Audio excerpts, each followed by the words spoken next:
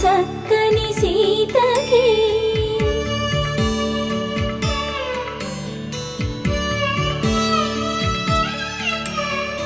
ఎర్ర జాబిలి చేయి రాముడేడని అడుగుతుంటే